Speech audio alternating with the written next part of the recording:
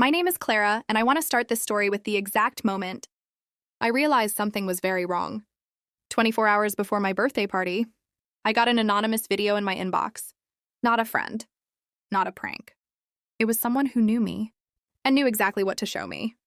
I clicked it. My stomach dropped. It was my best friend.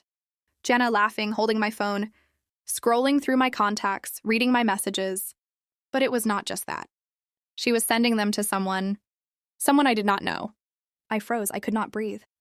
Before I tell you what happened next, make sure you like this video and subscribe because this story, it is going to make you question the people you trust the most. 2 months earlier, I had been planning this birthday party for weeks. Not extravagant, not viral on social media. Just a night for my friends, a little music, some good drinks, and laughter. My apartment was perfect for it. I had even set up a small cocktail bar. Everyone I cared about was invited. Or at least everyone I thought I could trust. The video ended with a shot of my phone on the counter. A message popped up. See you tomorrow. Don't ruin it for us. No name.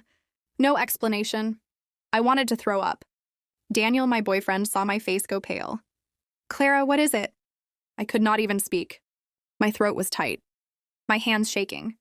I spent the night trying to rationalize it. Maybe it was a joke. Maybe someone hacked my account. Maybe, no. The feeling in my gut told me it was real. The next morning, I woke up early, checked my messages, and my worst fear confirmed itself. All the RSVPs I trusted, some had already backed out, with vague excuses. Too many to be coincidence. My heart sank. I tried calling Jenna, straight to voicemail. Again and again. My panic rose. This was supposed to be my night, a night of joy. But everything was crumbling before it even began. I remember sitting on my couch, phone in hand, staring at the blank screen, unable to process it. Then my doorbell rang. Too early, too loud. My heart pounded. When I opened the door, no one was there. Just a small envelope taped to my door. I picked it up with trembling hands. Inside, a single note, written in my handwriting but clearly forged. Do not invite Clara. She does not belong here. My blood ran cold. I dropped it. Daniel came behind me, saw the note, and his face turned pale too. Clara, this is serious. Someone is planning this. I went back inside, locked the door, and sat down. Trying to breathe. Trying to think. Trying to figure out who could hate me this much. I started retracing everyone who had access to my apartment, my phone, my contacts. The list was horrifyingly small. Jenna, she was the only person who had been with me, almost every day for the past 6 months. And then, my stomach twisted. There was someone else. Someone I had trusted for years. My sister Amy. Amy had always been competitive. Not in a playful way. In a way that made everything about her. I remembered the subtle digs, the small manipulations, the way she always needed to be first. To be praised, to be the one people noticed. And now it all clicked. The party planning she had offered to help with, the last-minute suggestions for my guest list, the vague comments about certain friends being unreliable, it all pointed to one thing. She knew my party and she wanted it ruined. I tried confronting her over text. Amy, I know something is wrong. Did you send me this video? No reply. Hours went by. Then a message came. Short, chilling. Some things are better learned in person. See you tomorrow. Don't be late. My hands were shaking. I felt trapped. I could not cancel outright without revealing my fear. And if I went, I did not know what awaited me. Daniel tried to calm me. Clara, we can still go. We can be careful. Just ignore the threats. But I could not ignore it. Not anymore. My trust was shattered. And if I went, I would be walking into a trap I could not see. That night, I could not sleep. Every noise, every shadow, every vibration of my phone made my heart race. I kept imagining them watching me, laughing at my panic. Planning every detail to humiliate me. By dawn, I made a decision. I would cancel the party. Not just for safety, not just for fear, but because I needed to know the truth. When I sent the mass message to everyone, explaining that my party was postponed, I felt a pang of guilt. My friends would be disappointed. Daniel was quiet, but I could not risk it. Not like this. I started to pack my apartment. Not for a trip, not for escape. I was going to investigate. Find out exactly who had done this and why. And that is when I noticed the folder slipped under my door. Heavy, thick, labeled in my sister's handwriting. Clara, truth. My hands shook as I opened it. Inside were photos, screenshots, emails, financial statements, things I did not recognize at first. Then my stomach dropped. The last email I opened was the most chilling. My sister Amy and Jenna planning everything. The party, my embarrassment, the exposure of private messages, every detail meticulously orchestrated. I felt bile rise in my throat.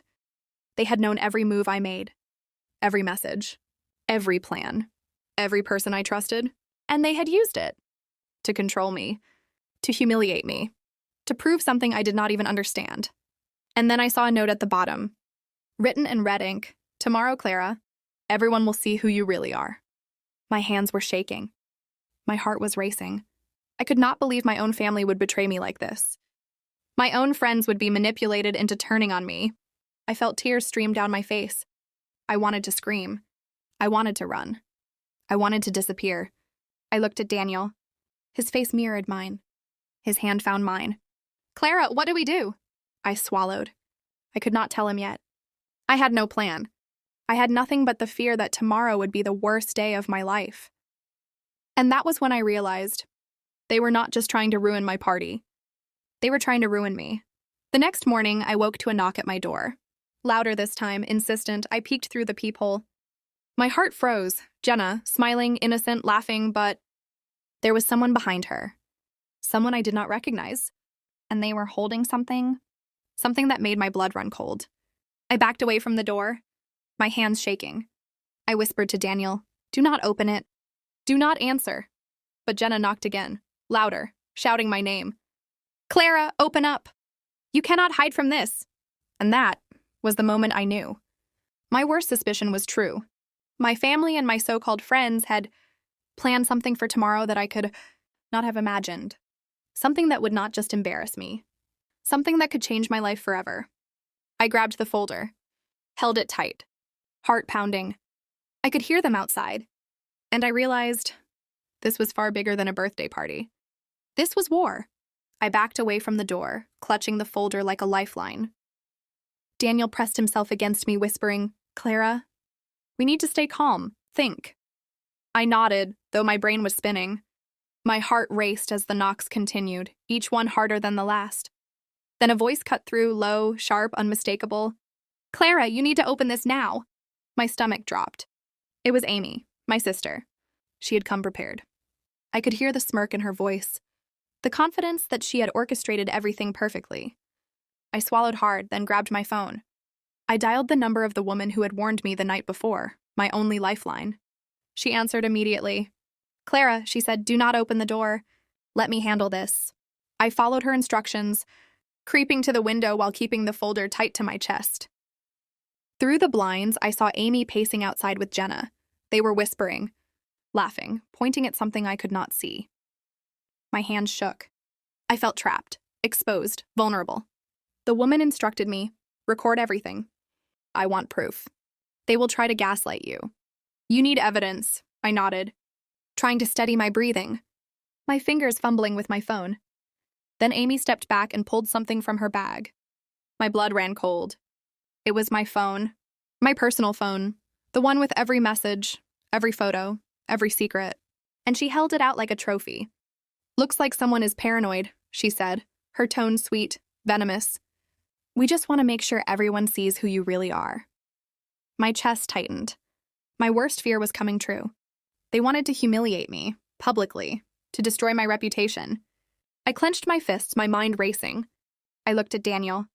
His face was pale, but his eyes burned with determination. "Clara, we fight. We do not let them win." I nodded. That was the moment I realized I could no longer be their victim. Not tomorrow. Not ever again. I took a deep breath, and then I did something I had never done in my life. I reached out to the woman who had warned me. "I am ready," I said. "Show me what to do." She walked me through every step. First, securing all my accounts, changing passwords, activating alerts. Then, gathering every piece of evidence I could find. The emails, screenshots, bank statements, the forged notes. By the time we finished, I had a digital fortress protecting me from every angle. Then came the final step, the confrontation. She instructed me to meet them outside. I froze. "Are you insane?" I whispered. "We do not just hide. We do not just wait. We strike, smart, clean, and we expose them. My pulse raced, but the fire in my chest had grown too big to ignore. I stepped outside. The sunlight hit me like a spotlight, and I saw Amy and Jenna. Their smiles faltered slightly when they noticed my calm, collected demeanor. I held the folder in one hand, my phone in the other. Daniel stood beside me. I raised my voice. Amy, Jenna, everyone who thinks they can manipulate me, lie to me, or humiliate me. Look at this.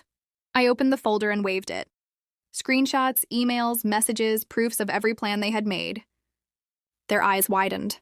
This, I continued, is everything you plotted against me. Every secret you thought you could exploit. Every friend you tried to turn against me. Every humiliating stunt you planned for my birthday. Exposed. I pressed play on my phone. The videos of them planning, laughing, manipulating, talking about me behind my back, broadcast through my small Bluetooth speaker. People passing by stopped. Phones came out. Faces stared. I had never felt power like this before. Amy stammered. Clara, this is not, we were just joking. I cut her off. Joking? I laughed, harsh, bitter. Joking? You threatened my safety, my friendships, my life, and you call it joking? People started to gather, whispers spreading. Jenna tried to grab the phone from me, but Daniel stepped forward. I ignored them. I wanted this to be witnessed. Everyone knows now? Everyone sees the truth. You cannot gaslight me. You cannot erase me. Not ever again. Amy's face went pale. Her perfect, calculated composure shattered. Clara, you will regret this. She hissed. I smiled. A small, cold smile. I already survived your best shot. You underestimated me. Big mistake. I handed the folder to a passerby, a random person saying, hold this. Share this. Let everyone see. My heart pounded. I had no fear left. Only clarity. The aftermath was immediate. Social media lit up. Friends reached out, horrified at what they discovered. Jenna and Amy were exposed, humiliated, their lies public. Their manipulations, their betrayals, every carefully planned move undone by the very truth they thought they controlled. My family tried to spin it, but the evidence was irrefutable. I watched them crumble, and for the first time, I felt relief, not vengeance, not satisfaction, relief. That night, Daniel and I sat in my apartment, the chaos outside slowly fading. I finally allowed myself to cry, but this time it was not grief. It was release. Clara, he whispered, brushing my hair from my face. You did it. You took your life back. I nodded, exhausted, feeling a weight lift off my shoulders. I realized then something I had never truly understood.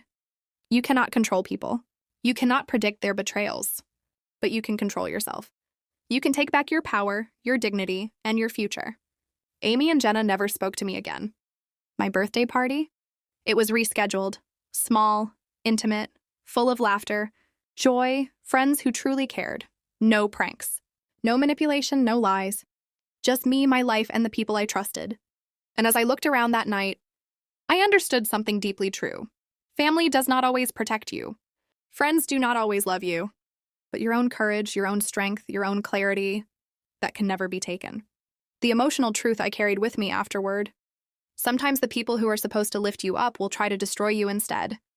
And the only way to survive and truly live is to rise above them, to see clearly and to never, ever let them break you again.